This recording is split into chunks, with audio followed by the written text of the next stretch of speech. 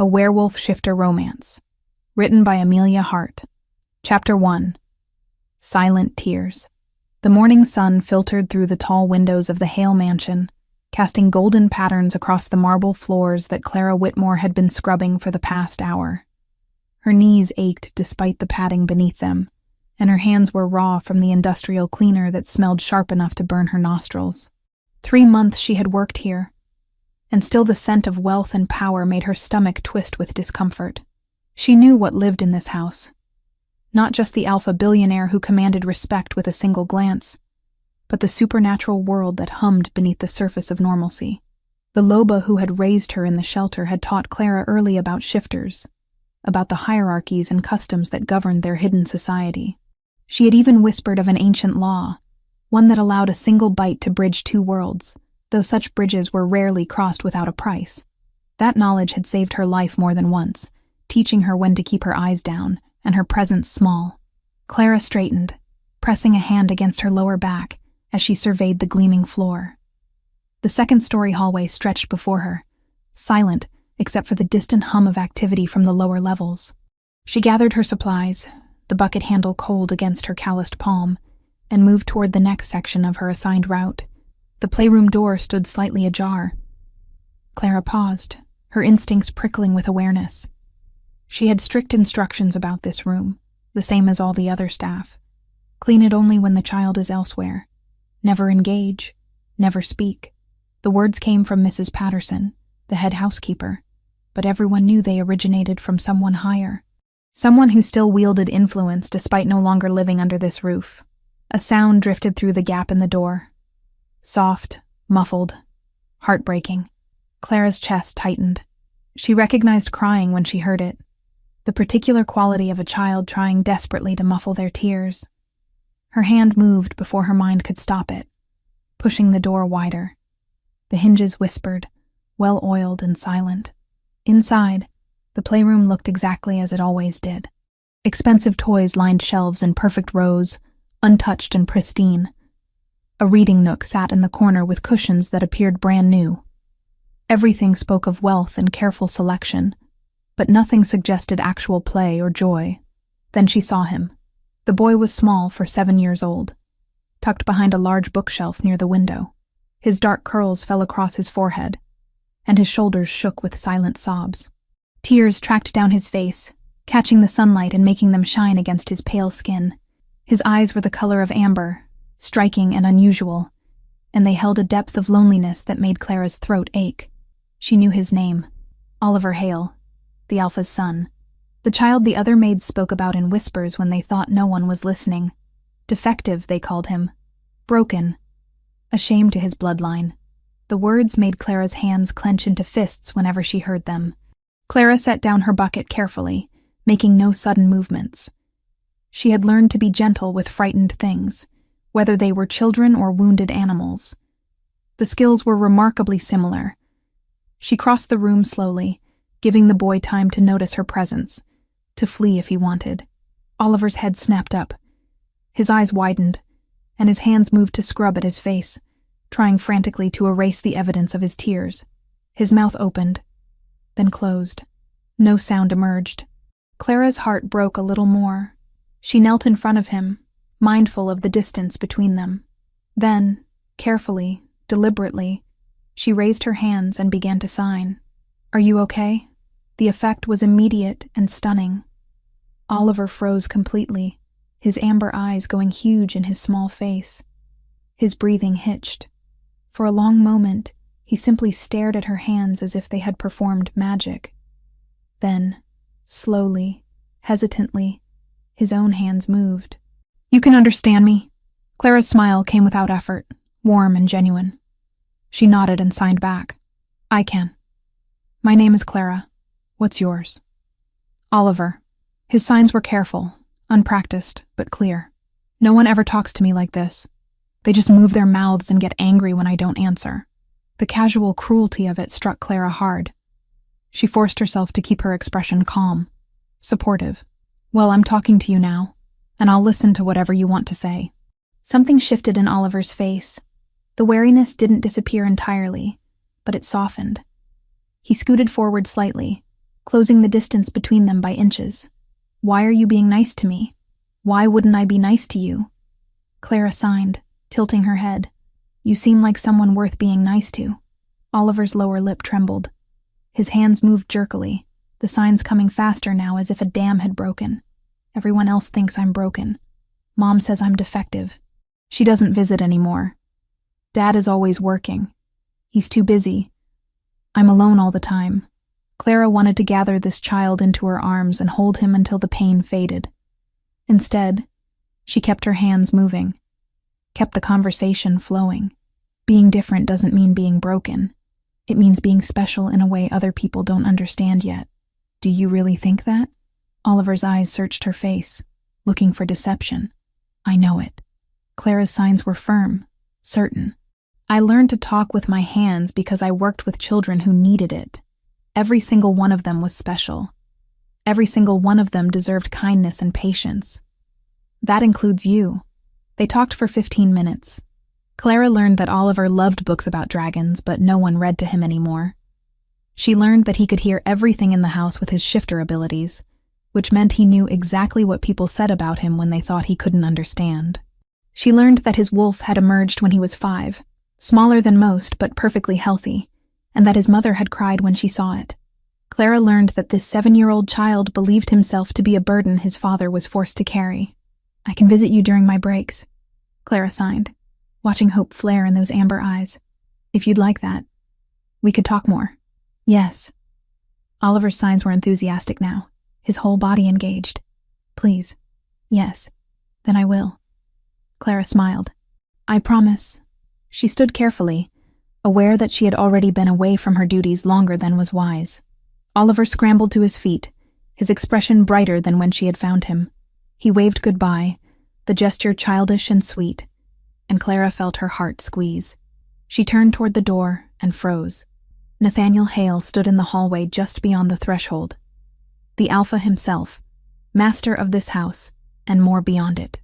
He was tall, imposing in a way that had nothing to do with his height, and everything to do with the presence he commanded.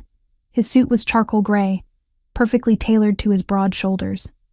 His hair was dark, swept back from a face that could have been carved from stone for all the emotion it showed. But his eyes were amber, exactly like his son's, and they burned with an intensity that stole Clara's breath. They fixed on her with the focus of a predator, and she felt the weight of his attention settle over her skin. How long had he been standing there? How much had he seen? Clara's pulse jumped. She lowered her gaze immediately, every instinct screaming at her to show submission to the dominant shifter.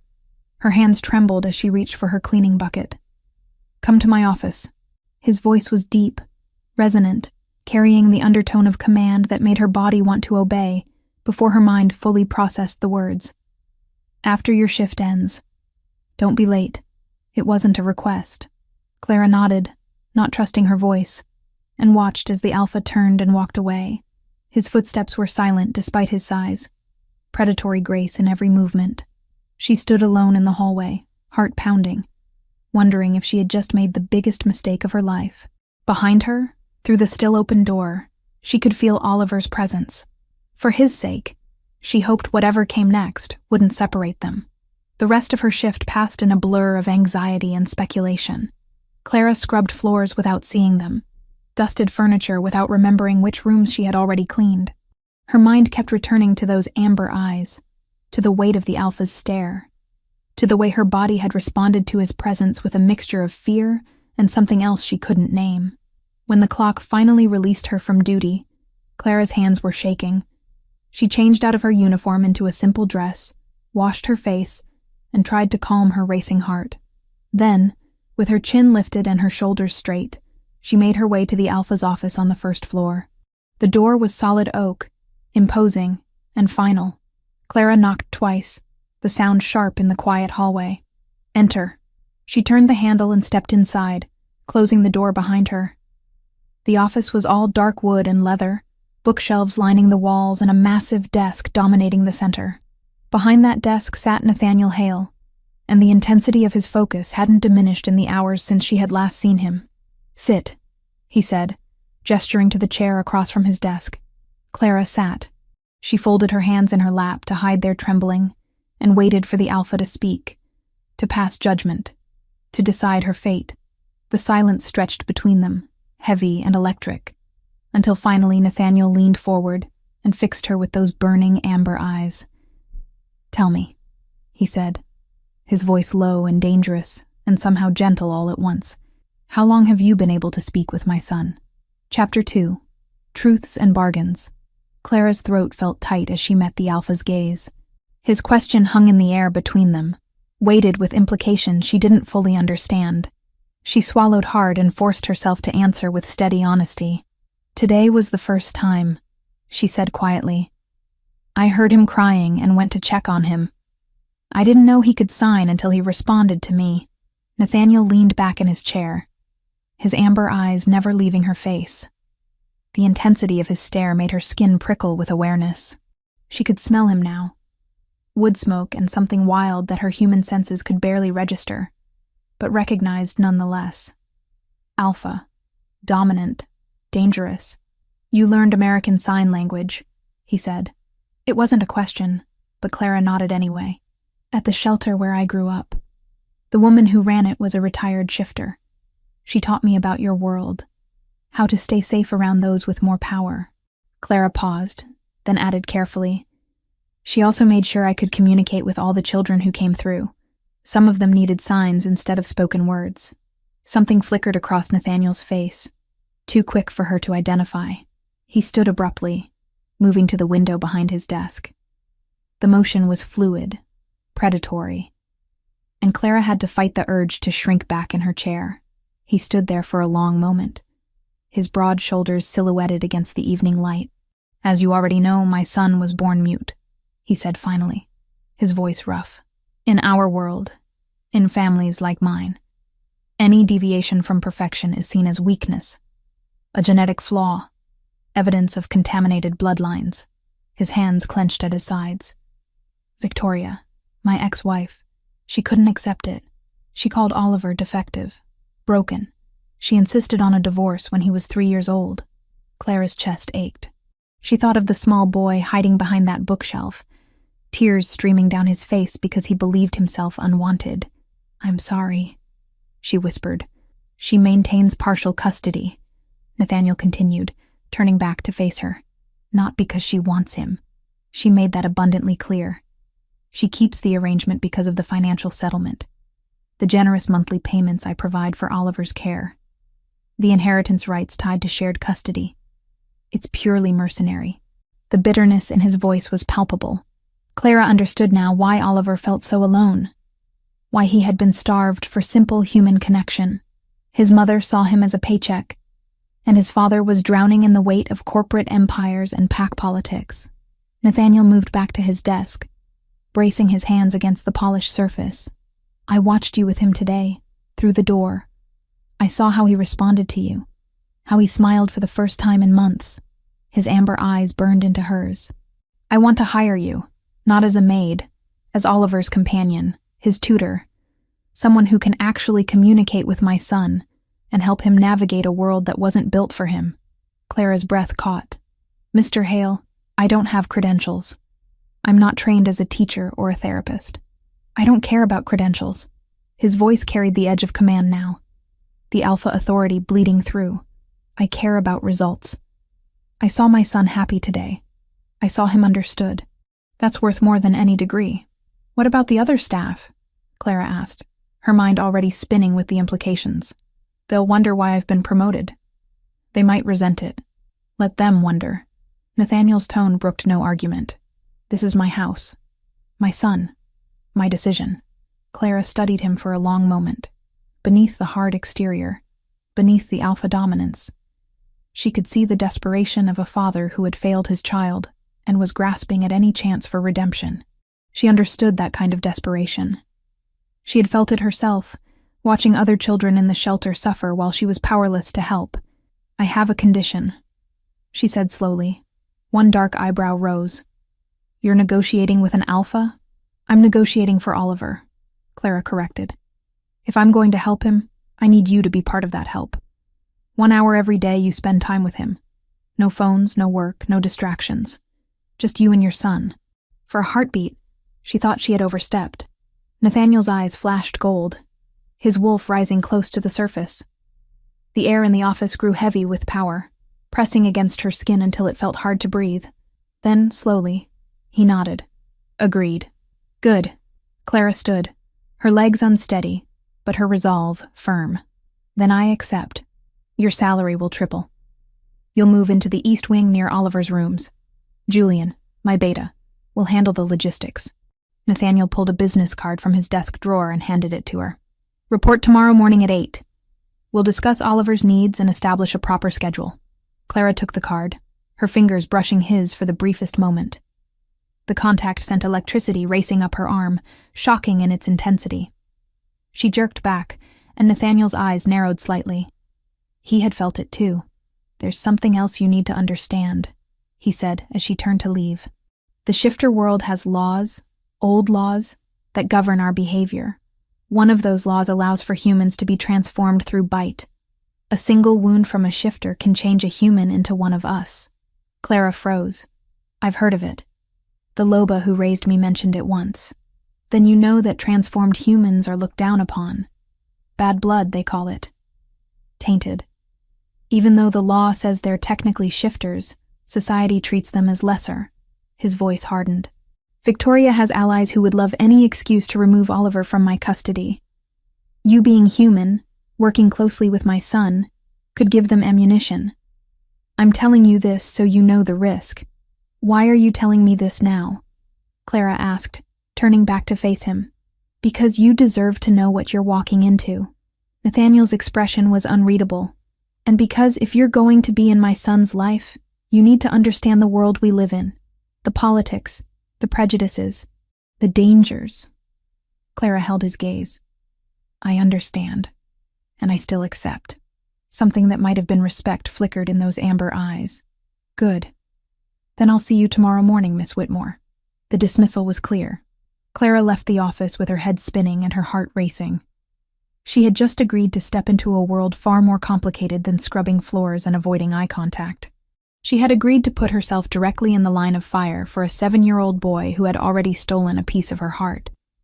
The next 2 weeks passed in a blur of new routines and small victories. Clara moved into a comfortable suite in the East Wing, close enough to Oliver's rooms that she could reach him quickly if needed. She established a daily schedule with the boy, mixing formal lessons with play, teaching him not just signs but confidence. Oliver blossomed under the attention. His smiles came more easily. His signs grew more complex and expressive. He started showing her his favorite books, his secret hiding places in the mansion, the window where he watched the moon rise at night.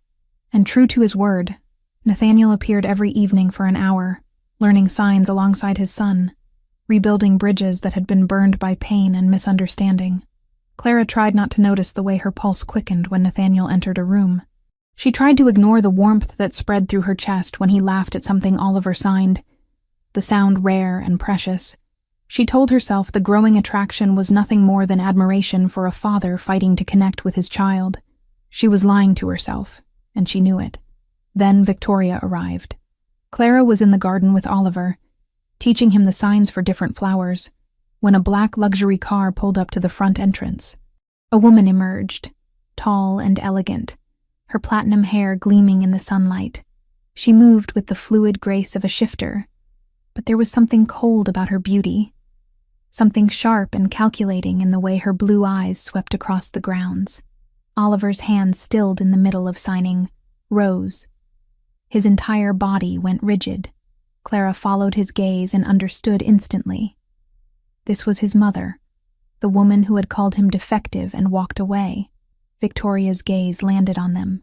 Her perfect features twisted into something ugly for just a moment, before smoothing back into cool neutrality. She started across the lawn toward them, her heels sinking into the grass with each step. "Oliver," she said, her voice carrying across the distance. "Come give your mother a proper greeting." Oliver didn't move. His hands trembled slightly, and Clara saw the fear in his amber eyes. She placed a gentle hand on his shoulder, offering silent support. Victoria's gaze shifted to Clara, and the temperature seemed to drop 10 degrees. "And who might you be?" "Another servant who doesn't know her place. I'm Clara Whitmore," she replied evenly, keeping her voice respectful but not subservient. "I'm Oliver's companion and tutor." How quaint. Victoria's smile was all teeth and no warmth. "Oliver doesn't need a companion. He has everything a child could want. Money, privilege, a proper home. What he needs is to learn to function in society despite his limitations." Clara felt fury rise hot in her throat, but she swallowed it down. Reacting would only make things worse. Instead, she signed to Oliver. "Do you want to see your mother?" Oliver hesitated, then signed back. "No, she's mean." "I saw that," Victoria snapped, and Clara realized with a start that the woman understood at least basic signs. "Teaching him to be disrespectful now, are we?" "I'm teaching him to communicate his feelings," Clara said carefully. "That's part of healthy development." Victoria's eyes narrowed dangerously. "You're teaching a human lesson to a shifter child." "To my son. I wonder what the council would say about that." The threat was clear. Clara felt ice slide down her spine but kept her expression calm. She had known this job would come with complications. She just hadn't expected them to materialize quite so quickly. "Is there a problem here?" Nathaniel's voice cut through the tension. He strode across the lawn toward them. Every inch the alpha. Power radiated from him, making the air shimmer with barely contained dominance. Victoria's entire demeanor shifted, becoming colder and more formal. "I came to visit my son, and found him being influenced by your latest pet project." Clara is not a project. She's a valued member of this household, who has done more for Oliver in 2 weeks than you've done in his entire life. Nathaniel's voice was deadly quiet. "If you have concerns about his care, you can direct them to me, not to her." Chapter 3. Shadows and Whispers. The war Victoria waged was subtle at first, the kind that happened in shadows and whispered conversations. Clara noticed it in the way other staff members suddenly found reasons to leave rooms when she entered. She heard it in the abrupt silences that fell when she walked past the kitchen. The head housekeeper, Mrs. Patterson, no longer made eye contact, and the gardener who used to nod politely now turned away whenever she approached. Someone was spreading poison, and Clara knew exactly who held the vial. It started small. Supplies she needed for Oliver's lessons would go missing, only to reappear hours later in the wrong locations. Her carefully organized schedule would be disrupted by sudden demands from other staff that conflicted with her time with the boy. Once, she found her room ransacked. Nothing stolen but everything disturbed. A clear message that nowhere was truly safe. Clara understood what was happening. Victoria was building a case, collecting evidence of impropriety that didn't exist, creating a narrative of a human woman overstepping boundaries she had no right to cross. It was methodical, strategic, and terrifyingly effective. The other staff feared Victoria's connections, her power within the broader shifter community. One word from her could destroy careers, ruin reputations. They chose self-preservation over solidarity, and Clara couldn't blame them. She was alone in this, except for Oliver and the brief hours when Nathaniel joined them. 3 weeks after Victoria's garden confrontation, the tension reached a breaking point. Clara entered the staff dining room for lunch and found every table full, despite several empty chairs. No one met her eyes. The message was clear. She took her tray back to her room and ate alone, swallowing both food and humiliation. That evening, Nathaniel summoned the entire household staff to the main dining room. Clara stood at the back, trying to make herself invisible, but his amber eyes found her immediately. He stood at the head of the long table, power radiating from him in waves that made the air feel thick and heavy. "I've become aware," he said, his voice carrying the weight of absolute authority, "that some of you have been making my son's companion feel unwelcome. This ends now." The room fell into absolute silence. Clara could hear her own heartbeat, could smell the fear rising from the other staff members as they realized their alpha was displeased. "Clara Whitmore is under my protection," Nathaniel continued, and his eyes flashed gold. "She has done more for Oliver in a few weeks than anyone else has managed in years. Anyone who interferes with her work, who spreads rumors or creates obstacles, will answer directly to me. Am I understood?" The alpha command in his voice was unmistakable now, pressing against every shifter in the room with irresistible force. They couldn't help but respond, their wolves recognizing and submitting to the dominance. "Yes, Alpha," came the chorus of replies. "Good." Nathaniel's gaze swept the room once more before landing on Mrs. Patterson. "If you have concerns about anything happening in this household, you bring them to me. Not to anyone else, especially not to my ex-wife." The head housekeeper paled, but nodded quickly. Nathaniel dismissed them all with a gesture, and the staff fled like scattered leaves before a storm. Only Clara remained, frozen in place by the intensity of what had just happened. Nathaniel crossed the room to her, and she could see the barely controlled fury still simmering in his eyes. "Are you all right?" he asked, his voice gentler now, but still rough around the edges. "I knew there would be resistance," Clara said quietly. "I didn't expect it to be quite so organized. Victoria," the name was a growl. "She has a talent for turning people against each other, for finding weak points and exploiting them." His jaw clenched. "I should have anticipated this. You can't protect me from everything," Clara said. "And honestly, your protection just painted an even bigger target on my back. Now they'll resent me for having the Alpha's favor. Let them resent you, as long as they respect the boundaries I've set." Nathaniel's hand rose as if to touch her face, then fell back to his side. "You're important to Oliver. That makes you important to me. I won't tolerate anyone who tries to undermine that." Clara's breath caught at the intensity in his gaze. There was something there beyond simple gratitude or professional respect, something that made her skin warm and her pulse quicken. She saw the moment he realized it too, the way his pupils dilated and his nostrils flared slightly as if catching a scent he couldn't quite identify. The moment shattered when Oliver's scream pierced the air from upstairs. They both ran, Clara's shorter legs struggling to keep pace with Nathaniel's long strides. They burst into Oliver's room to find the boy thrashing in his bed, caught in the grip of a nightmare. His small hands clutched the sheets, and tears streamed down his face even though his eyes remained closed. Clara reached him first, sitting on the edge of the bed and placing gentle hands on his shoulders. "Oliver," she said softly, "wake up, sweetheart. It's just a dream." His eyes flew open, wild and frightened. For a moment, he didn't seem to recognize her. Then focus returned, and he threw himself into her arms, his small body shaking with sobs. Clara held him close, one hand stroking his hair, murmuring wordless comfort. Nathaniel stood in the doorway, his expression torn between helplessness and something that looked like agony. Clara met his eyes over Oliver's head and gestured for him to come closer. He hesitated, then moved to sit on the other side of the bed. Oliver's sobs gradually quieted. Clara pulled back enough to sign, "What did you dream about?" His hands trembled as he signed back, "Mom." She was yelling that I'm broken, that I ruin everything, that Dad wishes I was never born. Clara's heart shattered. She looked at Nathaniel and saw the same devastation written across his face. His hand reached out, hovering uncertainly near Oliver's shoulder, as if he had forgotten how to touch his own son. "That's not true," Clara signed firmly. "Your father loves you very much. So much that it scares him sometimes." Oliver looked at Nathaniel with hope and doubt warring in his amber eyes. Nathaniel swallowed hard, then moved his hands carefully, forming the signs Clara had taught him. "She's right," he signed, the movement still awkward but sincere. "I'm sorry I made you feel alone. I was afraid I'd hurt you more by not knowing how to help. But Clara taught me. She's teaching me how to be the father you deserve."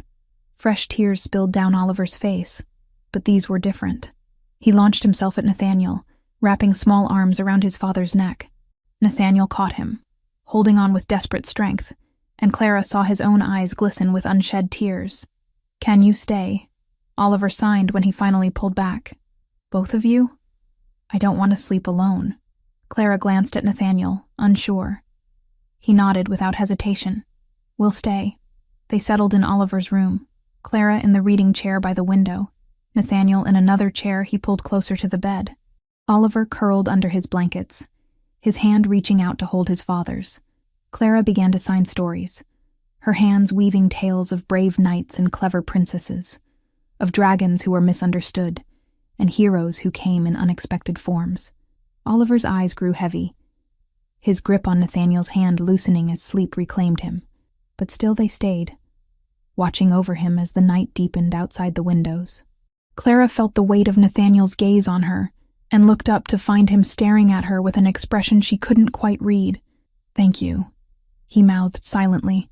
Clara smiled and shook her head, signing with small movements so as not to wake Oliver.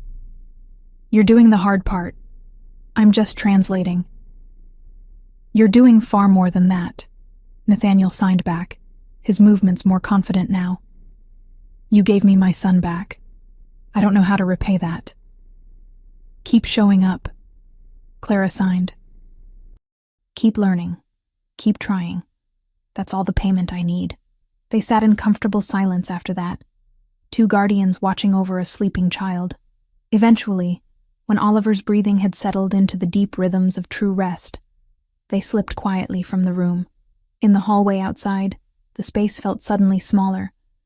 Clara was intensely aware of Nathaniel's proximity, of the heat radiating from his body, of the way his scent enveloped her, wood smoke and pine and something wild that made her want to lean closer. "Clara," he said softly, "what you said in there, about me being scared, you're right. After the divorce, after watching Victoria reject him so completely, I was terrified of getting close to Oliver again. Terrified that I would fail him the way she did, or that he would look at me the way he looked at her, with fear and disappointment. He doesn't look at you that way," Clara said. "He looks at you with hope, with love. He just needed to know you felt the same." "I do." Nathaniel's voice was rough. "God, I do. He's everything to me." They stood there in the dim hallway, the rest of the house silent around them. Clara's hand rested on the doorframe, and Nathaniel's was beside it, their fingers nearly touching. She could feel the electricity between them, the magnetic pull that had been growing stronger with every shared glance, every moment of working together for Oliver's happiness. Nathaniel's hand shifted, his pinky finger brushing against hers. The contact sent sparks racing up Clara's arm, and she saw his eyes darken in response. His hand moved again, covering hers completely, and the warmth of his skin against hers made her breath hitch. "Clara," he said again, her name almost a question. She didn't pull away. Couldn't pull away. Every instinct she possessed was screaming at her that this was dangerous, that nothing good could come from a human woman wanting an alpha the way she was beginning to want this one. But her body didn't care about logic or consequences. It only cared about the way his thumb traced circles on her wrist, about the way his eyes held hers with an intensity that made her feel seen in a way she never had before. The moment stretched between them, heavy with possibility. Then, footsteps echoed from the floor below, and they broke apart guiltily. Nathaniel cleared his throat, straightening to his full height. "I should check on the security reports," he said, his voice formal again, but his eyes still holding that heated look. "And you should get some rest. Tomorrow will be another long day." Clara nodded, not trusting her voice. She watched him walk away, his shoulders tight with tension, and pressed her hand against her chest, where her heart hammered wildly. She was in dangerous territory now, and she knew it. But as she returned to her room and lay in bed staring at the ceiling, all she could think about was the way Nathaniel's hand had felt against hers, and the way he had looked at her, as if she were precious, as if she mattered beyond what she could do for his son. The next morning brought a new complication. Julian appeared during breakfast, his expression grim. He pulled Nathaniel aside, but their voices carried clearly to where Clara sat with Oliver. "Victoria's been talking to council members," Julian said quietly, "asking questions about the appropriateness of a human caring for a shifter child. She's building something, Nathaniel. A case of some kind. We need to be ready." Clara's appetite vanished. She set down her fork and signed to Oliver that she needed a moment, then rose and approached the two men. They both looked at her, Nathaniel with concern, Julian with professional assessment. "How bad is it?" she asked directly. Julian glanced at Nathaniel, who nodded permission.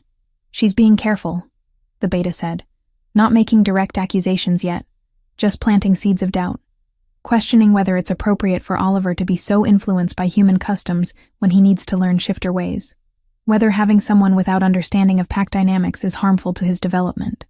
In other words, Clara said flatly, she's painting me as a threat to his shifter identity. Essentially, yes. Julian's expression was sympathetic. The council won't act without concrete evidence of harm. But Victoria's patient. She'll wait for the right moment to strike. Nathaniel's hand clenched at his side. Then we don't give her that moment. We make sure everything Clara does is above reproach. We document Oliver's progress, his improved emotional state, his growing confidence. We build our own case. Agreed, Julian said. But you should know, there are already whispers about Clara's position here, about the amount of time you spend with her and Oliver. Some are suggesting your judgment might be compromised by personal feelings. The silence that followed was deafening. Clara felt heat rise in her cheeks as both men carefully avoided looking at her. Finally, Nathaniel spoke, his voice dangerously quiet. My personal feelings are irrelevant. My son's well-being is what matters. If anyone has concerns about that, they can bring them to me directly. Julian nodded, but his eyes held doubt. He excused himself, leaving Clara and Nathaniel alone in the suddenly too small dining room. Oliver remained at the table, his attention focused on his food, but Clara knew he could hear every word with his shifter hearing. I'm sorry, Nathaniel said after a long moment. This isn't what you signed up for. I signed up to help Oliver, Clara replied. Everything else is just noise. But even as she said it, she knew it wasn't entirely true. The everything else was becoming harder and harder to ignore. Chapter 4. Moonlit Promises. The weeks that followed brought changes that felt both gradual and seismic. Nathaniel's daily hour with Oliver evolved into 2, then 3. Clara watched father and son rebuild what had been broken, one signed conversation at a time. The awkwardness faded as Nathaniel's hands grew more confident, his signs more natural. He learned not just the language but the rhythm of it, the way Oliver's eyes lit up when his father asked questions instead of simply giving orders. Clara tried to remain objective, to see herself as merely a bridge between them. But objectivity became impossible when she caught Nathaniel watching her with an expression that made her breath catch, or when his hand would brush hers as they worked together on Oliver's lessons, sending electricity racing through her veins. She was falling for him. The realization hit her one evening as she watched him laugh at something Oliver had signed, his amber eyes crinkling at the corners, his whole face transforming with genuine joy. It wasn't just attraction, though that burned hot enough. It was the way he tried so hard, the way he listened with his whole body when Oliver spoke, the way he looked at his son with a love so fierce it made Clara's chest ache. Nathaniel felt it too. She saw it in the way his gaze lingered on her face, in the careful distance he maintained as if afraid of what might happen if he got too close. The air between them grew charged, heavy with unspoken words and suppressed desire. Every interaction became a dance of near touches and loaded glances, of conversations that meant more than the words being said. Oliver's 8th birthday arrived on a crisp autumn morning. Clara had spent the previous week secretly planning with the kitchen staff, decorating his room while he slept. When Oliver woke to find streamers and balloons and a pile of carefully chosen gifts, his smile could have lit the entire mansion. He threw his arms around Clara, then his father, bouncing with excitement that made him look truly childlike for the first time since she'd met him. The celebration was small and intimate, just the 3 of them. They spent the day together, playing games that Oliver chose, eating his favorite foods, reading stories in the garden as the sun moved across the sky. Clara captured the moment in her memory, knowing she would treasure it always. This was what family felt like. This sense of belonging, of being wanted and needed and loved. As evening approached, Nathaniel pulled Clara aside while Oliver was distracted with a new puzzle. They stood in the hallway, the sounds of the boys' contentment drifting from the playroom. There's something else planned for tonight, Nathaniel said quietly. Oliver's first transformation. He's ready, and the full moon will give him strength. Clara's eyes widened. That's incredible. He must be so excited. He is. But Clara, there's something you need to know. Nathaniel's expression grew serious. First transformations are sacred in our culture. Family witnesses them, celebrates them. It's one of the most important moments in a young shifter's life.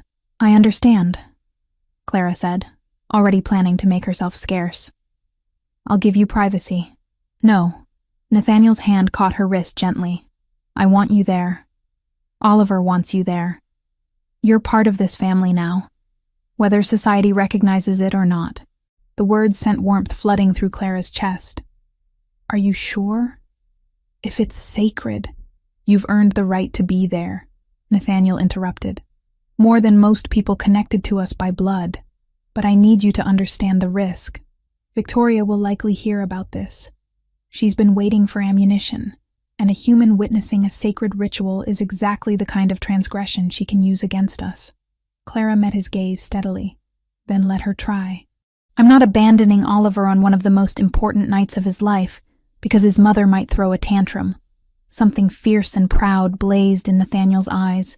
His hand was still on her wrist, his thumb tracing the delicate bones there. The touch was innocent, but felt anything but. Heat pooling in Clara's stomach as his scent wrapped around her. Wood smoke and autumn nights, and something uniquely him that made her want to lean closer, to bury her face in his neck and breathe deep.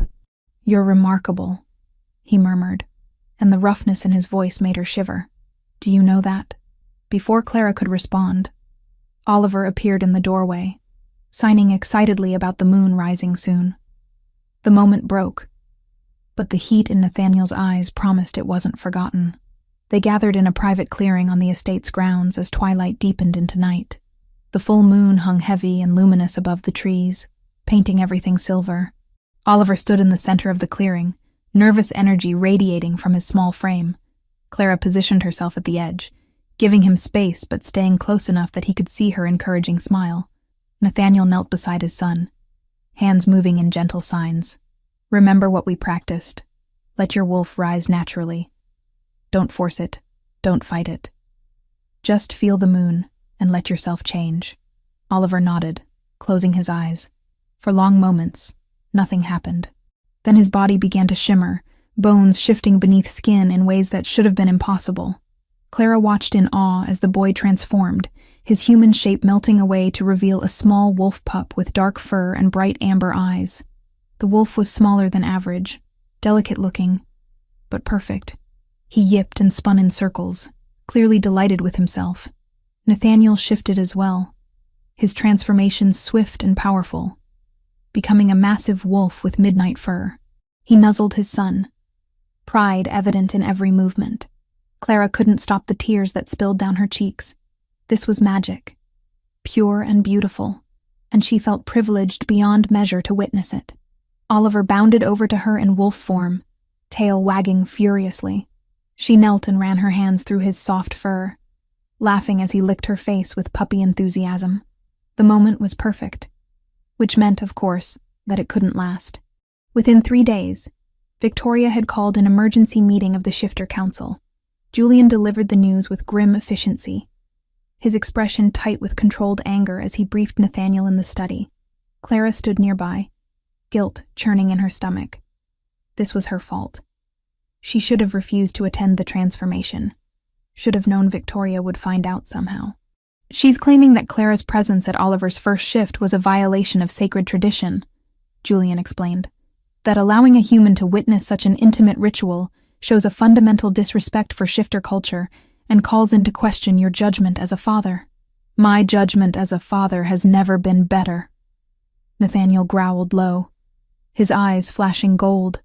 A warning, not just to her, but to the entire room that she had gone too far. Oliver is thriving. Any member of the council with eyes can see that. They can, Julian agreed. But Victoria's not arguing about results. She's arguing about propriety. About whether a human should have this much influence over a shifter child, especially one from a prominent family like yours. Clara found her voice, though it came out smaller than she intended. "Maybe I should step back. Take a less visible role. If my presence is causing problems." "No." Nathaniel's word was absolute, carrying the weight of alpha command. "You're not stepping back from anything. I'll handle the council." The meeting took place 2 days later. Clara wasn't allowed to attend, wasn't permitted to defend herself or explain. She could only wait at the mansion with Oliver, both of them tense and worried, while Nathaniel faced Victoria's accusations. He returned hours later, his expression dark but triumphant. Julian followed close behind, and Clara could read the outcome in both their faces before either man spoke. She lost, Nathaniel said simply. The council ruled that, as alpha of my territory, I have the right to determine who witnesses family rituals. They can't remove Oliver from my custody based on my choice of companions. Relief made Clara's knees weak, but Nathaniel's expression warned her there was more. However, he continued, the council issued an ultimatum. I can keep you in the household. I can let you continue working with Oliver. But if I pursue a romantic relationship with you, if I formally court you as shifter tradition dictates, it will be seen as a betrayal of our culture. An alpha choosing a human over eligible shifter females sends a message that could damage my standing in the community. The words hit like physical blows. Clara forced herself to nod, to accept what she'd always known deep down. Whatever attraction existed between them, whatever feelings were growing, they could never be acted upon. The price was too high. I understand, she whispered. It's fine. I'm here for Oliver anyway. Nothing else matters. Nathaniel's eyes burned into hers. It matters to me. He turned and walked away, leaving Clara standing in the foyer with her heart breaking and Julian watching with sympathetic eyes. She excused herself quickly, needing to be alone, needing to process the sharp ache of a future that would never exist. She found herself in the garden as night fell, sitting on a stone bench beneath the stars. The moon was waning now, no longer the brilliant orb that had witnessed Oliver's transformation, but still beautiful in its imperfection. Clara wrapped her arms around herself and tried not to cry. Footsteps approached from behind. She didn't need to turn to know it was Nathaniel. His scent announced him, that intoxicating blend of wild things and safety that had become as familiar as her own heartbeat. Clara, he said, and her name was a prayer, a plea, a promise. She stood and turned to face him. He stood silhouetted against the mansion lights, tall and powerful, and looking at her as if she were the only thing that mattered in the world. I've spent the last few hours thinking about what the council said, Nathaniel began, moving closer. About choosing between my standing in the community and what I want, and I've made a decision. Clara's heart hammered. Nathaniel, don't sacrifice your position for you? He closed the distance between them, his hands cupping her face with a gentleness that belied his strength. Clara, you gave me back my son. You made me remember what it means to be human underneath the alpha, to feel something besides responsibility and duty. You walk into every room and make it brighter just by existing. How could I not choose you? The council can challenge me if they dare. His thumb stroked her cheekbones, and she felt herself trembling. I'm done hiding what I feel. Done pretending I can keep you at arm's length. I want to court you, Clara Whitmore. I want to show the entire shifter world that you are mine, and I am yours. I'm human, she whispered, even as hope bloomed painful and fierce in her chest. I can't give you what a shifter mate could. You've already given me everything that matters. His forehead pressed against hers, his breath warm on her lips. Say yes. Say you feel this too, this pull between us that gets stronger every day. Clara's hands fisted in his shirt, holding on as if he might disappear. I feel it, she admitted. God, Nathaniel. I feel it so much it terrifies me. His smile was beautiful, transforming his usually serious face into something that stole her breath. Good. Fear means it matters. Then he kissed her, and Clara's world tilted on its axis. His lips were gentle at first, questioning, giving her every opportunity to pull away. But she didn't want gentle. She'd spent weeks denying this, suppressing the want that built with every glance, every accidental touch. Now, with permission finally granted, she kissed him back with all the pent-up longing she'd been hiding. Nathaniel groaned against her mouth, one hand tangling in her hair while the other pulled her closer. The kiss deepened, turned hungry, speaking of desire and need and promises that would reshape both their lives. Clara clung to him, drowning in sensation, in the taste and scent and feel of him. When they finally broke apart, both breathing hard, the moon hung above them like a witness. Nathaniel rested his forehead against hers again, his eyes molten gold. "Tomorrow," he said roughly. "I'm announcing to everyone who matters that I'm courting you. That you're mine." "Yours," Clara echoed, testing the word and finding it perfect. "And you're mine. Always," he promised, and kissed her again beneath the stars. Victoria's downfall came quietly. Whispers of her manipulation spread after the hearing, and pacts that once courted her influence began to turn away. For the first time, the queen of polished cruelty found herself alone. Chapter 5. Shattered Glass. The romance that bloomed between Clara and Nathaniel was a secret wrapped in stolen moments. Morning coffee in the kitchen before Oliver woke, their fingers brushing as they passed cups. Evening walks through the garden after the boy slept. Conversations that lasted hours under stars that witnessed their growing bond. Kisses hidden behind closed doors, desperate and hungry, speaking of a need neither could fully satisfy. Clara had never felt anything like this. The pull toward Nathaniel was magnetic, overwhelming, consuming. When he touched her, the world narrowed to just the two of them. When he looked at her with those burning amber eyes, she forgot every reason why this was dangerous. She was falling, had already fallen, was drowning in feelings that terrified and exhilarated her in equal measure. Nathaniel's wolf recognized her now. She could see it in the way his eyes flashed gold when she entered a room, in the possessive way his hand found the small of her back, in how his scent wrapped around her, until she carried traces of wood smoke and autumn nights on her own skin. He was claiming her in small ways, leaving his mark even though they couldn't make it official. Oliver flourished in the warmth of their growing family. His signs became more complex, his confidence growing daily. He laughed more, played more, trusted more. When Clara tucked him in at night, he would sign that he loved her, and she would sign it back with a full heart. The three of them were becoming something real, something precious, which made what came next hurt all the more. Julian appeared one morning with news that made Nathaniel's entire body go rigid. Clara watched from where she sat with Oliver at the breakfast table as the beta pulled the alpha aside, his expression grim. "We have a problem," Julian said quietly, though Clara's human ears caught the words anyway. "Victoria has a new boyfriend, Marcus something, from the Northwood Pack. They're planning to marry within the year." "Good for her," Nathaniel replied coldly. "Maybe she'll finally leave us alone." "That's not the issue." Julian's jaw tightened. "If she remarries without maintaining custody of Oliver, she loses the monthly payments and his inheritance rights. All of it reverts solely to you. She stands to lose millions." Understanding dawned in Nathaniel's eyes. "So she's going to fight harder to keep custody. Use whatever ammunition she has." "Exactly. And Nathaniel, there's something else." Julian pulled out a thick folder of legal documents. "I've been researching ancient shifter laws, looking for anything that might help us if she escalates. I found something. An old provision that allows humans to be legally recognized as shifters if they're transformed through a mating bite. It's technically valid, though it's rarely used because transformed humans face severe discrimination."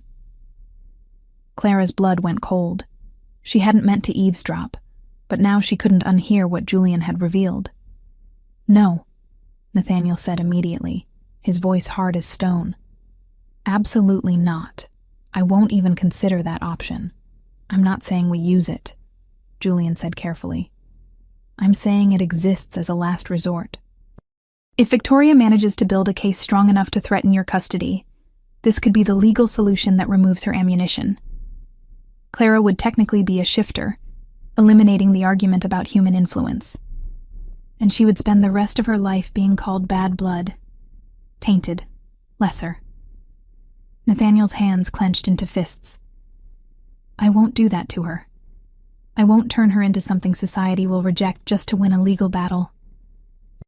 Clara's heart swelled and broke simultaneously. He was protecting her even from a solution that could solve everything. She wanted to go to him, to tell him she would consider it if it meant keeping Oliver safe. But the conversation ended before she could move, Julian nodding and leaving while Nathaniel stood alone in the hallway, his shoulders tight with tension. The weeks that followed were marked by a growing sense of unease. Victoria's informant within the household, whoever they were, had clearly reported the romance to her. Clara could feel eyes watching her, could sense the walls closing in. But she refused to hide, refused to let fear dictate her actions. If Victoria wanted a war, Clara would stand her ground. The gala arrived with all the pomp and circumstance expected of shifter high society. It was a charity event benefiting children's hospitals, hosted at a glittering ballroom in the city. Nathaniel had been obligated to attend as one of the major donors, and Clara knew this would be Victoria's chance to strike publicly. She dressed carefully that evening, choosing a simple emerald dress that brought out her eyes. Nothing too flashy, nothing that would draw unnecessary attention. Nathaniel appeared in a perfectly tailored black suit that made him look every inch the powerful alpha he was, and the heat in his gaze when he saw her made Clara's knees weak. "You're beautiful," he murmured, his hand finding hers for just a moment before propriety demanded distance. "You clean up well yourself," she replied, allowing herself a small smile. Oliver stayed home with trusted staff, too young for such formal events. Clara missed his presence already, the buffer he provided between her and the judgmental stares she knew would come. The ballroom was magnificent, all crystal chandeliers and marble floors, filled with the cream of shifter society. Clara could smell the power in the air, could see it in the way people moved and interacted. Hierarchies were on display here. Dominance and submission played out in subtle gestures and careful positioning. She stayed close to Nathaniel, acutely aware of the whispers that followed them. The human, the companion, the alpha's latest fascination. She heard it all and forced herself to hold her head high, to meet curious gazes with calm confidence. Victoria appeared fashionably late, draped in diamonds and designer silk, her new boyfriend at her side. Marcus was handsome in a sharp-edged way, his eyes cold and calculating as they swept the room. Victoria's gaze found Clara immediately, and her smile was all venom. The first hour passed without incident. Clara spoke politely to those who approached, deflected invasive questions with practiced grace, and tried to ignore the weight of hostile stares. Nathaniel remained at her side when he could, his presence a steady anchor, but his position demanded he circulate and schmooze with other alphas and business associates. Clara was standing alone, sipping champagne she didn't want, when Victoria struck. "Clara Whitmore," Victoria said, her voice carrying across the nearby conversations. "How brave of you to attend tonight. I'm surprised Nathaniel allowed his son's babysitter to come to such an important event." Several heads turned. Clara set down her glass carefully. "I'm here as Nathaniel's guest," she replied evenly, "and I prefer the title of companion and tutor to babysitter." "Of course you do." Victoria's laugh was crystalline and cruel. "Tell me, does it bother you? Knowing that no matter how much time you spend with Oliver, you'll never truly be part of his world. You're human, dear. You can play house all you want, but at the end of the day, you're just the help." Clara felt heat rise in her cheeks, but kept her voice steady. "Oliver's well-being is what matters, not titles or status." "How noble." Victoria circled her slowly, a predator stalking prey. "But we both know you're after more than just Oliver's well-being. You've set your sights on an alpha, haven't you? Hoping he'll overlook your inferior genetics for whatever charms you possess." "Victoria, that's enough." Nathaniel's voice cut through the growing crowd. He appeared at Clara's side, his presence radiating barely controlled fury. "Is it, though?" Victoria's eyes glittered with malice. "Everyone here is wondering the same thing, Nathaniel. What could possibly make you choose a human over suitable shifter mates? Is it rebellion? Temporary insanity? Or has your judgment become so compromised that you can't see what a liability she is? My personal life is none of your concern." Nathaniel growled low, his eyes flashing gold. A warning, not just to her, but to the entire room that she had gone too far. "It becomes my concern when it affects my son." Victoria's voice rose, theatrical and perfectly pitched to reach every ear in the room. "You're so busy playing happy family with your little human pet that you're forgetting what Oliver needs. He needs to learn shifter customs, shifter values. He needs a proper Luna, not some maid who taught him to use his hands because she can't understand his wolf." Clara's nails bit into her palms. Every word was carefully chosen, designed to wound and humiliate. She wanted to walk away, to refuse Victoria the satisfaction of a reaction. But then the final blow came. Honestly, I'm starting to think Oliver would be better off with me after all, Victoria declared, her voice dripping false concern. At least then he wouldn't be raised to believe his defect is acceptable. At least then he wouldn't become even more of a useless burden than he already is. Dead weight that only serves to drain his father's wallet and patience. The words hung in the air, ugly and unforgivable. Clara saw red. Her hand moved before her brain caught up, palm connecting with Victoria's face in a sharp crack that echoed through the sudden silence.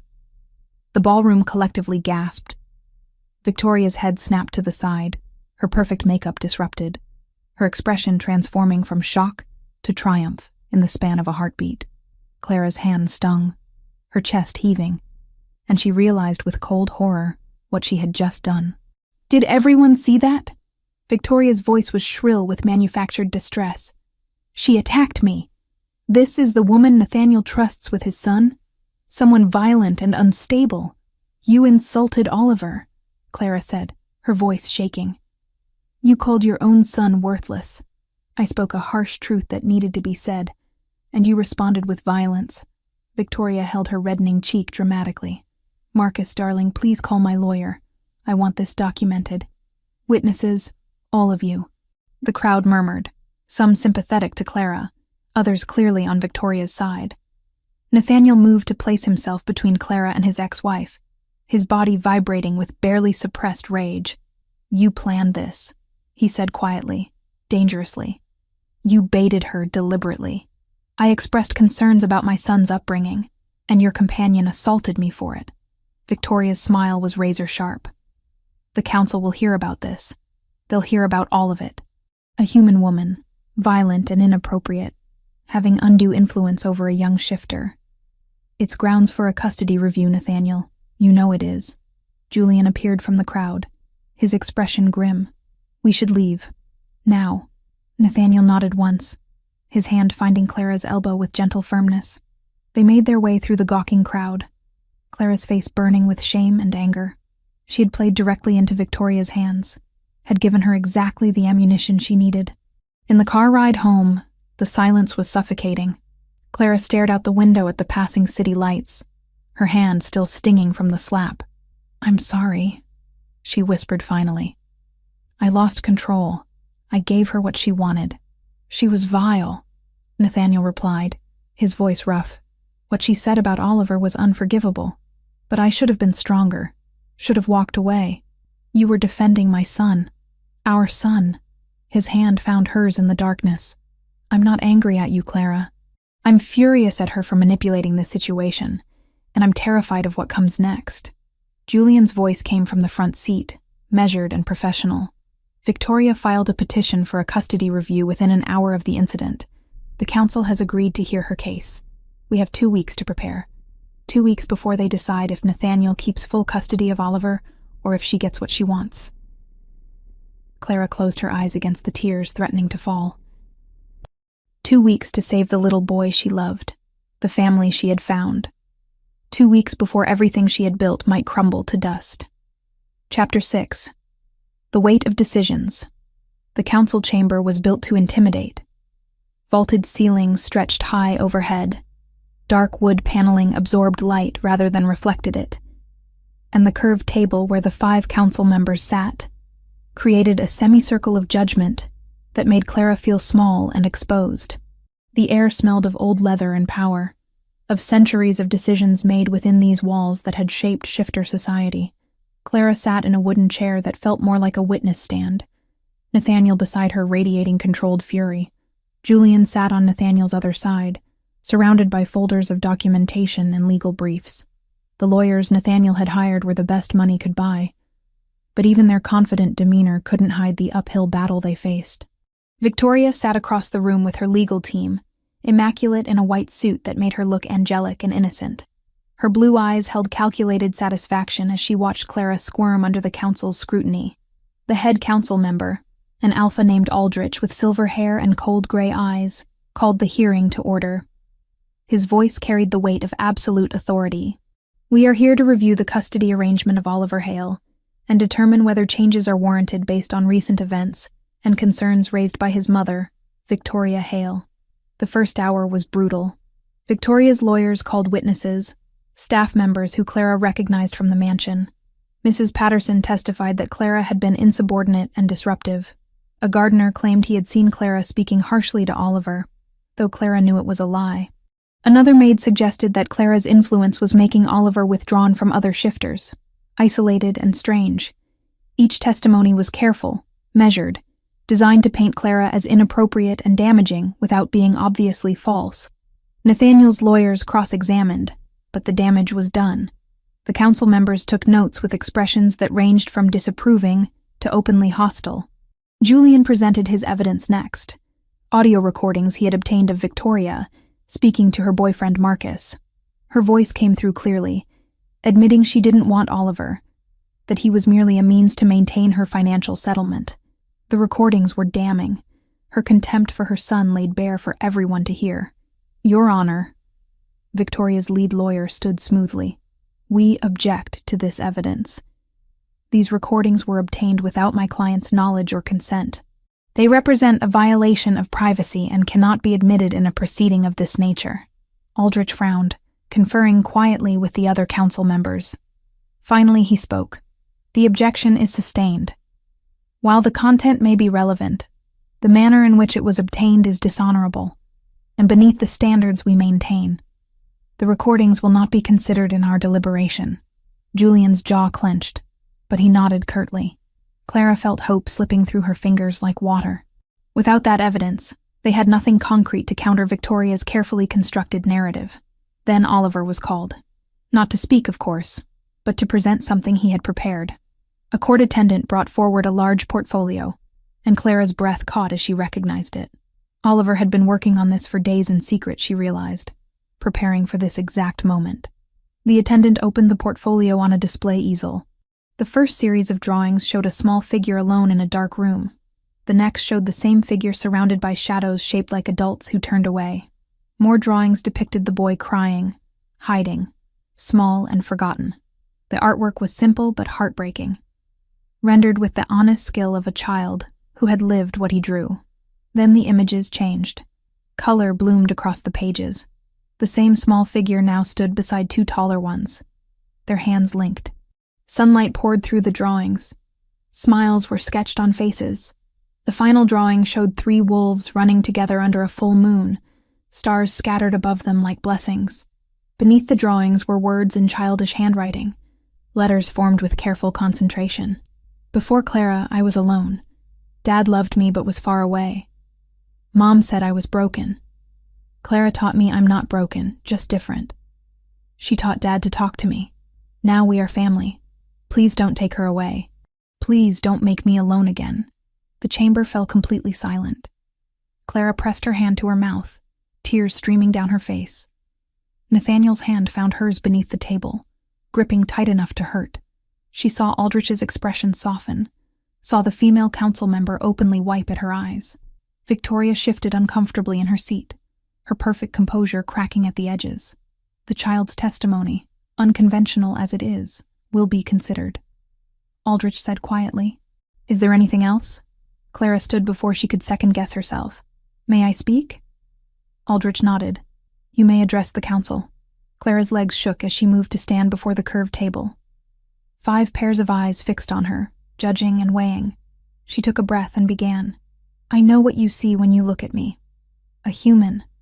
Someone who doesn't belong in your world, who can't understand your customs or your culture. And you're right. I'm not a shifter.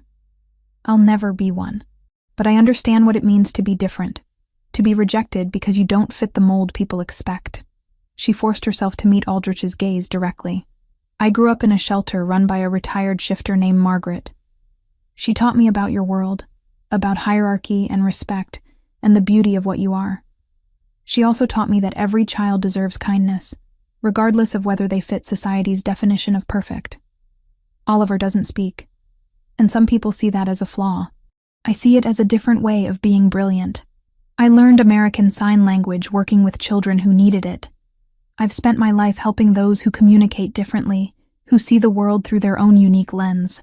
When I found Oliver crying and alone, I didn't see a broken shifter child. I saw a boy who needed someone to listen in the language he could speak. Her voice grew stronger. I don't want status. I don't want wealth. I don't want anything except for Oliver to grow up knowing he's loved and valued exactly as he is. If keeping me in his life means he continues to thrive, then fight for that. But if my presence truly harms him, then I'll walk away. I'll break my own heart if it means protecting his. Clara returned to her seat, her hands trembling. Nathaniel's eyes were bright with unshed tears as he looked at her. Is there anything else the defense would like to present? Aldrich asked. One of Nathaniel's lawyers stood, exchanging glances with Julian. Your Honor, there is one more option we would like to address. An ancient law that could resolve the legal complications regarding Miss Whitmore's human status. Victoria leaned forward, interest sharpening her features. The lawyer continued carefully. Shifter law recognizes humans who have been transformed through mating bite as legally equivalent to born shifters. If Miss Whitmore were to accept such a transformation, the objections regarding human influence would become moot. She would technically be a shifter, albeit a transformed one. No, Nathaniel said immediately, his voice hard. We're not pursuing that option. Aldrich raised his hand. Let the lawyer finish, Alpha Hale. The lawyer nodded. We understand this is considered a nuclear option. Transformed humans face significant social stigma, often referred to as bad blood or tainted. However, legally speaking, it would eliminate Victoria's primary argument. It would also make Clara a target for discrimination for the rest of her life, Nathaniel said flatly. I won't subject her to that. Aldrich studied them both with ancient eyes. The law your counsel references is indeed valid, though antiquated. It dates back to an era when transformations were more accepted within our society. Today, such individuals face considerable prejudice, as your lawyer noted. However, the decision to pursue this path is not one for this council to make. It rests with the individuals involved. He paused, then continued. This council will deliberate on the custody matter for 5 days. We will reconvene at that time for a final hearing and decision. Until then, the current custody arrangement remains in effect. The gavel fell with a sharp crack. Clara felt simultaneously relieved and terrified. 5 days. 5 days to decide if she would give up her humanity to save the family she loved. In the car ride home, Oliver sat between them, his small hand gripping Clara's tightly. He had been so brave, she thought. So much braver than many adults could have been. We're not doing it, Nathaniel said again, his voice brooking no argument. The transformation. I won't ask that of you. But if it's the only way to keep Oliver safe, Clara began. There has to be another option. Nathaniel's hands clenched on the steering wheel. I've spent my entire life watching people be judged for things beyond their control. Oliver for being mute, transformed shifters for their origins. I won't add you to that list. Clara looked down at Oliver, who was watching them both with worried amber eyes. She signed to him, Don't worry. Everything will be okay. Oliver signed back. I don't want you to leave. I don't want to lose you. You won't, Clara promised, though she had no idea if she could keep that promise. The 5 days stretched ahead like an eternity. Each one brought them closer to a decision that would change everything, a choice between Clara's humanity and Oliver's future, between accepting discrimination or accepting defeat. On the third evening, Clara found Nathaniel standing alone in his study, staring out the window at the darkening sky. She approached quietly, her heart heavy with the weight of what needed to be said. I've been thinking, she began softly. Don't, Nathaniel said immediately. Don't even suggest it. Listen to me. Clara moved to stand beside him. I've spent my whole life feeling like I didn't quite belong anywhere. The Loba who raised me loved me. But I wasn't Pack. I wasn't Shifter. I was always adjacent to your world, but never truly part of it. Maybe this is my chance to finally belong somewhere completely. At what cost? Nathaniel turned to face her, anguish written across his features. You'll face hatred, Clara. Discrimination. People will look at you as lesser, as contaminated. You'll carry that burden every single day. I'll also carry the knowledge that I saved Oliver, Clara replied.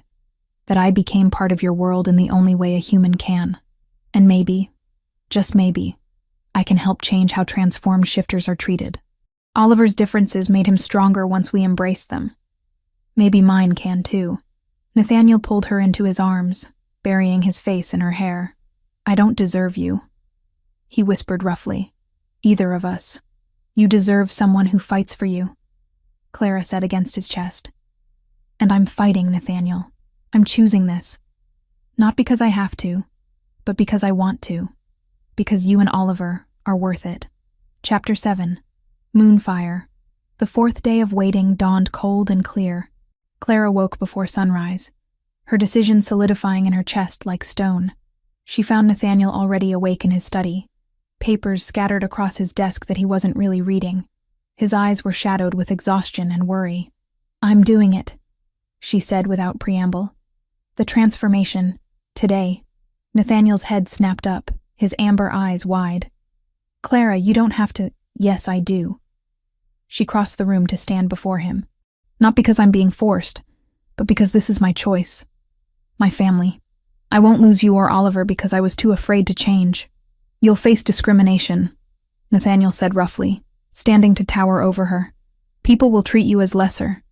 Bad blood, tainted, corrupted. Those words will follow you everywhere. Let them." Clara's voice was steady despite the fear churning in her stomach. "I've been called worthless before. I survived it. I'll survive this too."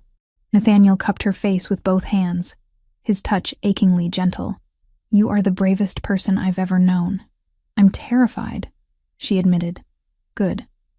That means you understand what you're choosing." He kissed her forehead, lingering there.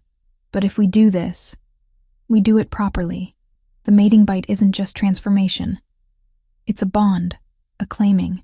It means you're mine, and I'm yours. Permanently and irrevocably." Heat flooded Clara's body at the possessiveness in his voice. "I know. I want that. All of it." They gathered at sunset in the same clearing where Oliver had experienced his first shift. The sky was painted in shades of orange and purple, the approaching night bringing with it a sense of ceremony and finality.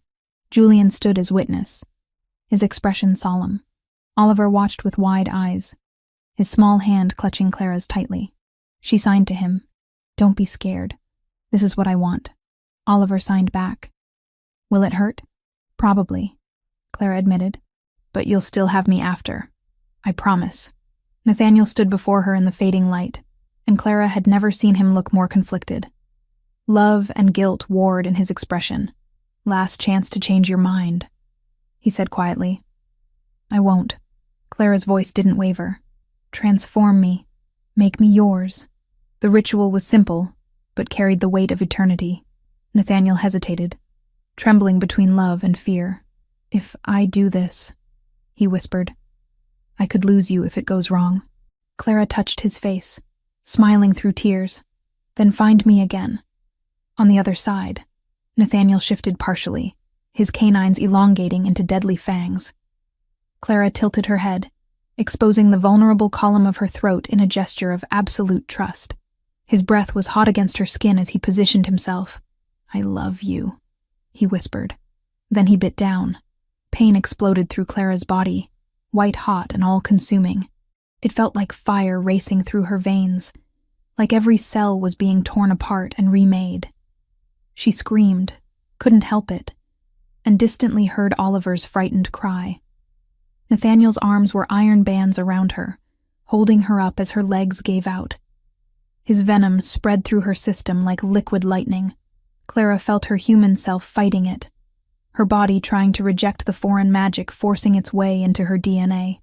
But Nathaniel's presence anchored her, his scent grounding her even as everything else fell apart. Time lost meaning. Clara was only dimly aware of being carried inside, of being laid on soft sheets. The transformation wasn't instant. It would take days for her body to fully change, for her human cells to give way to something new. The first 3 nights were the worst. Fever burned through her veins, delirium twisting dreams into shapes of fire and moonlight. Nathaniel never left her side, cooling her brow with trembling hands. She drifted in and out of consciousness, caught between nightmares and moments of clarity, where she found him always there, his hand in hers, his voice a constant murmur of encouragement. Oliver visited when she was lucid, his small face creased with worry. He signed questions she could barely focus on, and Nathaniel translated for her when the signs blurred together. "Is she dying?" Oliver asked. "No," Nathaniel assured him, though his scent carried the sharp tang of fear. "She's becoming. It's different." The second day brought changes Clara could feel. Her senses sharpened until the world became overwhelming. She could smell everything. The fabric of the sheets, the wood of the furniture. Nathaniel's worry, Oliver's anxiety. Sounds that had been background noise became distinct and clear. Her body ached as bones shifted subtly beneath her skin, preparing for transformations to come. The third day, the fever finally broke. Clara woke clear-headed for the first time since the bite, her body weak but functional. Nathaniel was asleep in a chair beside the bed, his hand still clutching hers. She studied his face, memorizing the lines of exhaustion, the shadow of stubble on his jaw, the way even in sleep he looked worried. She was different now. Clara could feel it in the way her body hummed with new energy, in the heightened awareness of everything around her. And deep inside, she felt something else, a presence that had never been there before. Her wolf, still sleeping but undeniably real. "You're awake," Nathaniel said softly, his eyes opening to meet hers. "I'm alive," Clara replied, her voice rough from screaming. "I'm changed. How do you feel?" "Different. Stronger." She sat up slowly, testing her body. "When will I be able to shift?" "Soon. The next full moon will call to you. We'll guide you through it." Nathaniel moved to sit beside her on the bed. "Clara, the final hearing is tomorrow. Can you do this?" "I have to." She squeezed his hand. "This is what we fought for." The 8th day arrived with ominous gray skies. Clara dressed carefully in a formal suit, her hand steadier than she expected. She could smell the nervous energy coming from everyone in the house. Nathaniel's determination, Julian's cautious optimism, Oliver's hopeful fear. The council chamber felt different this time. Clara's enhanced senses picked up details she'd missed before. The scent of old wood and power, the subtle sounds of breathing and heartbeats, the way the air currents moved through the vaulted space. Victoria's shock when Clara entered was palpable. Her blue eyes widened, her perfect composure cracking as she realized what Clara had done. "Impossible," Victoria breathed. Aldrich called the hearing to order, his gray eyes moving between Clara and Nathaniel with new assessment. "We understand there have been developments since our last meeting. My client has undergone transformation," one of Nathaniel's lawyers said formally. "She is now legally recognized as a shifter under ancient law. The primary objection to her presence in Oliver Hale's life has been eliminated." Victoria's lawyer stood quickly. "This is a transparent manipulation of the system. She's still fundamentally human, regardless of what she's done to her body." "The law is clear," Aldrich said, his voice carrying absolute authority. "A human transformed through mating bite is legally equivalent to a born shifter. Miss Whitmore is now Clara Hale, recognized member of the shifter community. The objections regarding human influence are therefore moot." Victoria's face twisted with fury and desperation. "This is absurd. She's contaminated, bad blood. She'll poison my son." "Your son," Nathaniel interrupted, his voice dangerously quiet, "has been thriving under Clara's care. The council has seen the evidence. Oliver is happier, healthier, and more confident than he's been in years. That's what matters, not your financial interest in maintaining custody." Aldrich consulted with the other council members in low voices. Finally, he spoke. "Based on all testimony and evidence presented, this council grants full custody of Oliver Hale to his father, Nathaniel Hale. Victoria Hale's visitation rights are suspended pending her ability to demonstrate genuine care for her son's well-being rather than financial motivation. This decision is final." The gavel fell. Clara felt tears stream down her face as Nathaniel pulled her into his arms. They had won. Oliver was safe. Victoria's scream of rage echoed through the chamber. "You can't do this! I have rights! That creature has no business raising my son!" "The decision stands," Aldrich said coldly. "This hearing is adjourned." They were escorted from the chamber by guards, moving through the formal corridors toward the exit. Clara was still processing, still trying to believe it was really over, when Victoria appeared from a side hallway. "You think you've won?" Victoria snarled, her eyes flashing with wolf gold. "You think becoming a shifter makes you worthy? You're nothing but a human playing dress-up, and I'll make sure everyone knows it." She lunged at Clara with supernatural speed, claws extended. Instinct took over. Clara's body moved before her mind caught up, blocking the attack and countering with force she didn't know she possessed. Victoria hit the marble floor hard, and Clara stood over her, breathing hard, her own wolf rising close to the surface for the first time. "Touch me again," Clara said quietly, her voice carrying an edge of alpha command she'd learned from Nathaniel. "And you'll regret it." Guards rushed forward, pulling Victoria to her feet. Her perfect hair was disheveled, her expression stunned. She had expected Clara to be weak, unprepared. Instead, she'd found someone who could defend herself. Aldrich appeared in the hallway, his expression thunderous. "Victoria Hale, you have committed assault on council property. You are hereby banned from this territory and stripped of all remaining parental rights. If you attempt contact with Oliver Hale or his family, you will face criminal charges. Remove her." Victoria was dragged away, still screaming threats, but Clara barely heard them. The fight had drained from her, leaving her shaking in the aftermath of adrenaline.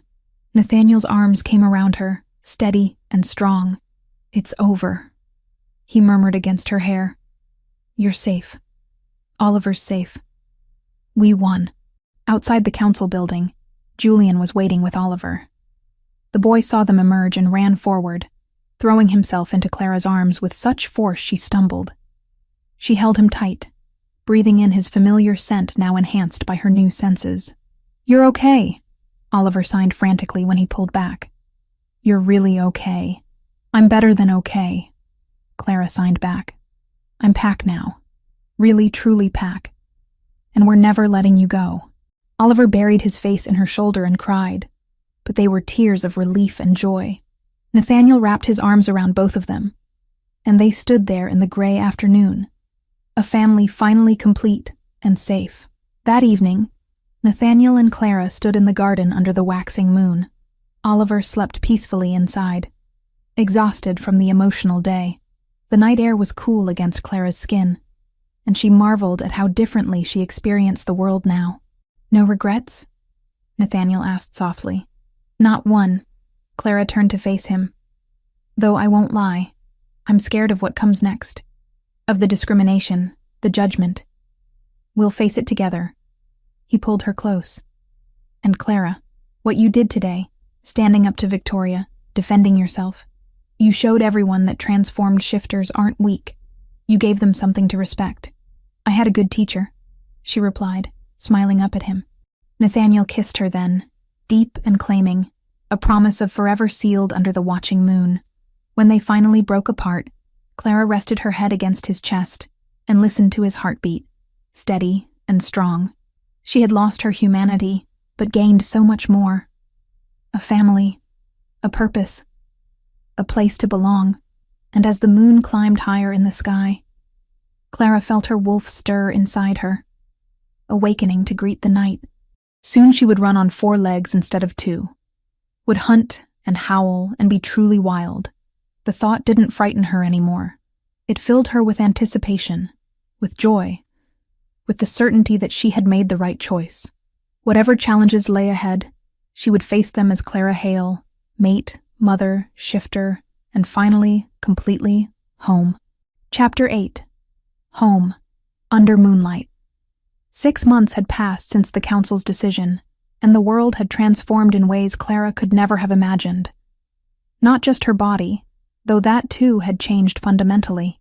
Her wolf had emerged during the first full moon after her transformation, smaller than most but swift and golden brown, with eyes that maintained their human green even in animal form. Nathaniel had run beside her that night, teaching her to embrace the freedom of 4 legs instead of 2, the joy of wind in her fur and earth beneath her paws. But the deeper transformation was in how she moved through the shifter world now. No longer an outsider looking in, but a member, however controversial her path to membership had been. The discrimination Nathaniel had warned about was real. Clara heard the whispers, saw the disdainful looks from traditionalist shifters who viewed transformed humans as corrupted. Bad blood, they called her. Tainted. Lesser. The words stung, but she had learned to wear them like armor. Every time someone tried to diminish her, she thought of Oliver's smile, of Nathaniel's love, of the family she had fought so hard to keep. And slowly, grudgingly, some minds began to change. The wedding took place on a crisp autumn morning. The estate gardens transformed into something magical. White roses climbed trellises, fairy lights hung from trees despite the daylight, and chairs arranged in neat rows faced an arbor woven with wildflowers. The guest list was small but significant. Julian and other pack members who had come to respect Clara, a few shifters from neighboring territories who were curious about the alpha who had chosen a transformed mate, and the families from Clara's new project. That project had started simply. Clara had approached the community center 3 months after the custody battle, proposing a program to teach American Sign Language to shifter families who had children with communication difficulties. She had expected resistance, had braced for rejection. Instead, she found desperate parents who had been struggling alone, children who felt isolated within their own packs, families grateful for any help. The program grew quickly. Word spread through the shifter community that there was a place where differences were celebrated, where children who didn't fit traditional molds could learn to thrive. Clara taught classes twice a week, training other shifters to become ASL interpreters, creating resources for families who felt lost. One of her most dedicated students had been a quiet she-wolf named Grace. A teacher by training who specialized in special education, Julian had been helping Clara set up the program's legal structure when Grace walked into a planning meeting. The connection between them had been immediate and obvious, Julian's normally serious expression softening whenever Grace laughed, her gentle nature balancing his intensity perfectly. Now, as Clara stood in the bride's preparation room, Grace helped adjust her veil with capable hands. "You look beautiful," Grace signed, her movements fluid and natural. "Thank you," Clara signed back, then smiled. "For everything. Not just this, but for the program. For believing in it." "You gave me something to believe in," Grace replied, her eyes warm. "You showed all of us that being different doesn't mean being less. That strength comes in many forms." A knock at the door announced Oliver's arrival. He burst in wearing a tiny suit that made him look impossibly grown up, his dark curls carefully combed. In his hands he carried a small pillow with 2 rings tied to it with silk ribbon. "Ready?" He signed to Clara, bouncing slightly with excitement. Clara knelt before him, adjusting his collar with gentle fingers. "Are you ready? This is an important job, ring-bearer. Very serious." Oliver's grin was pure mischief. "I know. Dad told me 3 times not to drop them. And will you drop them?" "Maybe," Oliver signed, then laughed silently at Clara's mock horror. "I'm joking. I'll be perfect." Nathaniel appeared in the doorway, devastating in a black suit that emphasized his broad shoulders and the amber intensity of his eyes. Those eyes found Clara and went molten, his scent shifting to something heated that made her wolf perk up with interest. "Everyone out," he said quietly, his voice carrying alpha command that had Grace and the other attendants filing out quickly. Oliver hesitated, looking between them, then grinned and followed the others, closing the door behind him. The moment they were alone, Nathaniel crossed the room and pulled Clara into his arms.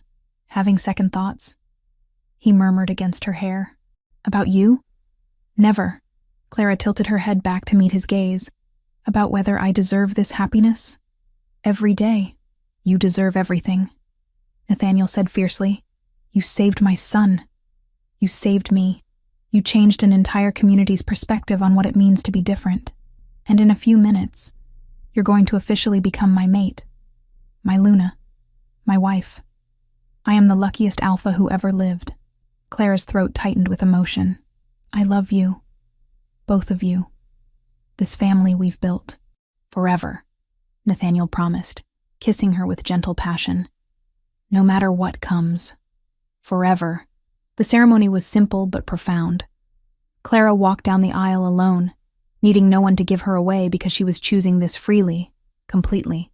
Oliver preceded her, carrying the rings with solemn concentration, his small face serious until he reached the arbor where Nathaniel waited. Then he grinned and signed, "Don't cry, Dad." Nathaniel's lips twitched. No promises. When Clara reached them, Oliver stepped between them, looking up at both his parents with such pure joy that several guests openly wept. He signed quickly, his hands moving with practiced ease. "My family. Together." Finally, the efficient, an elder shifter who had surprisingly supported Clara's transformation, spoke about bonds that transcend blood, about families formed through choice and love, about strength found in accepting rather than rejecting those who are different.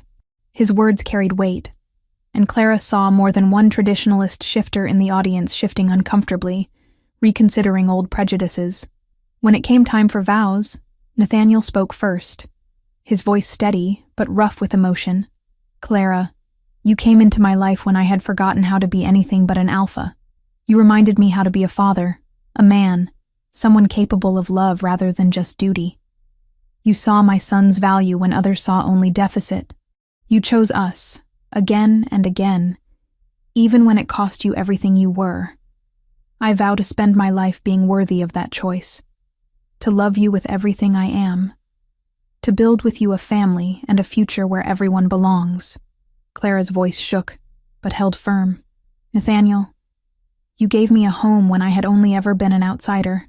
You saw strength in me I didn't know existed. You let me love your son, trusted me with his care and his heart. I vow to stand beside you through every challenge, to be the Luna your pack deserves, to love you and Oliver with everything I am. I vow to never stop fighting for families like ours, for children like Oliver, for a world where being different is celebrated instead of condemned." They exchanged rings, simple platinum bands that caught the sunlight, and when the officiant pronounced them married, when Nathaniel kissed her with passion and promise, when Oliver threw his arms around both their legs in an exuberant hug, Clara felt complete in a way she never had as a human. The reception was joyful, full of laughter and dancing and toasts that ranged from heartfelt to hilarious. Julian's toast made everyone laugh, recounting his first meeting with Clara and his certainty that she wouldn't last a week in the household. "I have never been happier to be wrong," he finished, raising his glass high. As the sun set and guests began to depart, Clara found herself in the garden with Nathaniel and Oliver. The moon was rising, nearly full, calling to the wolves inside all of them. "Want to run?" Nathaniel asked, his eyes already flashing gold. Oliver's enthusiastic nodding answered for both of them. They shifted together now, the transformation as natural as breathing. Clara's golden-brown wolf shook out her fur, stretching in the pleasure of the change. Nathaniel's massive midnight wolf nuzzled her, and Oliver's smaller form bounded circles around them both, his tail wagging furiously. They ran through the estate's extensive grounds, 3 wolves moving as one unit. The night air was cool and perfect, carrying scents of earth and growing things, of prey animals and distant water. Clara's wolf reveled in the freedom, in the strength of her body, in the rightness of running beside her mate and child. They reached a clearing near the edge of the property and stopped, panting happily. The moon hung above them, luminous and watching. Oliver shifted partially, enough to use his paws in the adapted sign language Clara had invented for wolf form, simplified gestures that could be made with paws and body language. He signed, pawing the ground and positioning his body. Family. Home. Love. Nathaniel's wolf moved closer to Clara's, his larger body sheltering hers. Oliver pressed between them, safe and warm in the protection of his parents. And together, as one, they lifted their muzzles and howled. The sound echoed through the night, carrying across the territory and beyond. A declaration of belonging, of unity, of joy. Other wolves answered from the distance, the pack responding to their alpha's call, acknowledging their Luna, celebrating the family that had fought so hard to exist. As the howl faded, Clara felt tears prick her eyes even in wolf form. She had lost her humanity. Yes, the DNA that had defined her for 26 years was gone, replaced by something other. She would never age the same way, never experience the world as fully human again. That loss was real, and sometimes she mourned it in quiet moments. But what she had gained was immeasurable. She had a mate who loved her with fierce devotion, a son who looked at her with absolute trust, a pack that was learning to accept her, slowly but surely. A purpose in helping other families navigate the challenges of raising different children. A home, not just a house, but a true belonging that sank into her bones and settled her restless heart. She was Clara Hale now, Luna of the Shadowpine Pack, mother to a brilliant, brave, mute 8-year-old boy who had taught her that communication transcends voice, wife to an alpha who had chosen love over tradition, family over status, teacher to families who desperately needed someone to see their children's potential. She was a transformed shifter, yes, with all the discrimination and prejudice that label carried. But she was also proof that transformation, whether physical or social, was possible. That minds could change, that families came in many forms, and love was stronger than tradition. The 3 wolves turned as one and ran back toward the mansion, toward home. Behind them, the moon watched with approval. And ahead, warm lights promised safety and belonging. Clara's golden brown wolf ran between her 2 favorite beings in the world, her heart full to bursting, and thought that this wild, strange, beautiful life was worth every sacrifice she had made. She was home. Finally. Completely. Perfectly home. And as dawn approached, and they shifted back to human form, as Nathaniel pulled her and Oliver into his arms on the dew-wet grass, Clara knew with absolute certainty that she would make the same choice 1,000 times over, because some things were worth fighting for. Some families were worth any price, and some loves transcended every boundary, even the one between human and wolf.